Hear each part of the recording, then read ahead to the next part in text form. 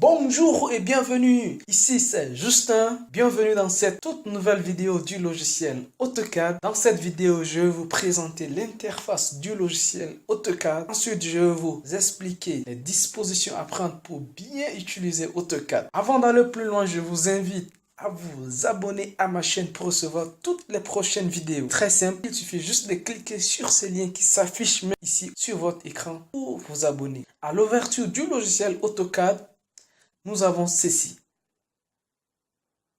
En haut à gauche, tout au fond en haut à gauche, nous avons l'icône du logiciel AutoCAD. Nous pouvons remarquer que globalement AutoCAD a trois grandes parties.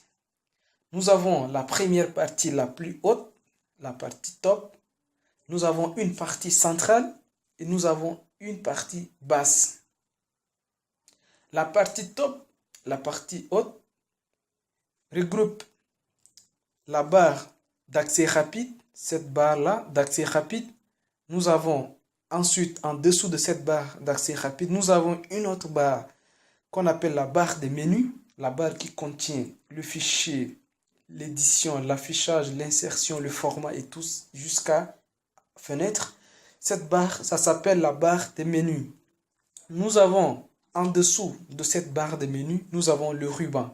Le ruban, c'est cette partie d'AutoCAD comprend les autres fonctions, ou bien pour ne pas dire la plupart des outils que nous allons utiliser, à commencer par début, insertion, annoter, ainsi de suite.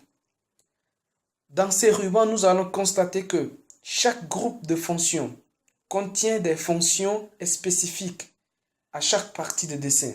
C'est-à-dire que lorsque nous sommes dans début, nous avons des groupes de fonctions spécifiques à début.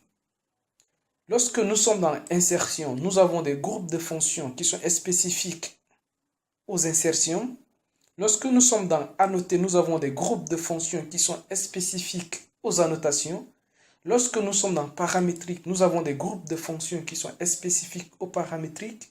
Lorsque nous sommes dans les vues, nous avons des groupes de fonctions qui sont spécifiques aux vues.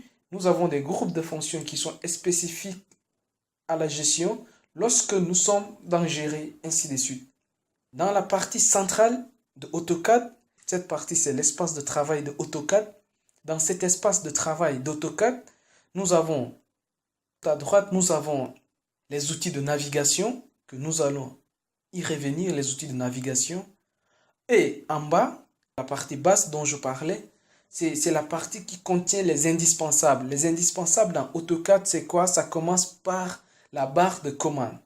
La barre de commande dans AutoCAD, c'est une barre très importante également. C'est parce que tout ce qui peut se faire avec les outils qui sont là, dans le ruban, ça peut se faire aussi depuis la barre de commande ici. C'est-à-dire qu'en entrant directement des commandes, on peut faire des lignes, des cercles, des arcs, des rectangles, des déplacements, tout ce qu'on peut faire dans le ruban, on peut le faire aussi directement depuis la barre de commande qui est là. Donc, à part la barre de commande qui est dans la partie basse, nous avons la partie qu'on appelle l'espace de présentation. L'espace de présentation comprend l'espace objet et l'espace de présentation. Donc, tous ces espaces-là qui sont là dans la partie basse, c'est ce qu'on appelle l'espace de présentation. Alors, pour finir, nous allons voir l'espace qui se trouve tout au fond. Cet espace qui se trouve en bas et à droite regroupe également des outils très très importants pour l'utilisation d'AutoCAD. Nous allons revenir en détail et je vous expliquerai à quoi servent tous ces outils qu'on voit ici. À commencer par les grilles, la saisie dynamique, le mode ortho jusqu'à ici, jusqu'à la fin, ici à la personnalisation. La personnalisation, c'est une nouveauté qui est apparue depuis la version d'AutoCAD 2014. Donc, quand on clique sur les trois barres que vous voyez là, nous allons voir qu'il y a encore d'autres outils qui sont là, cachés, qu'on ne voit pas forcément ici. Donc, ce sont des coordonnées de l'espace de travail, la grille, les modes d'accrochage. Tous ceux qui sont cochés à ces niveaux sont ceux qui sont déjà visibles là, mais ceux qui ne sont pas cochés sont ceux qui ne sont pas visibles.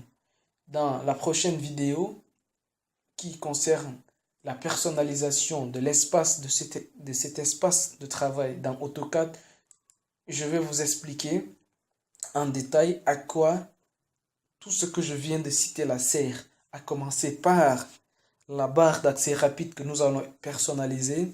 Nous allons également voir comment personnaliser le ruban, la barre des menus, l'espace de travail même, et vous expliquer en détail à quoi sert tout ce qui se trouve dans la partie basse. Donc, je vous dis à la prochaine vidéo pour la personnalisation de l'espace de travail dans AutoCAD. Si vous avez aimé la vidéo, laissez-moi un j'aime. Si vous voulez recevoir mes prochaines vidéos, n'hésitez pas à vous abonner. Pour ceux qui sont déjà abonnés à ma chaîne, je vous dis merci.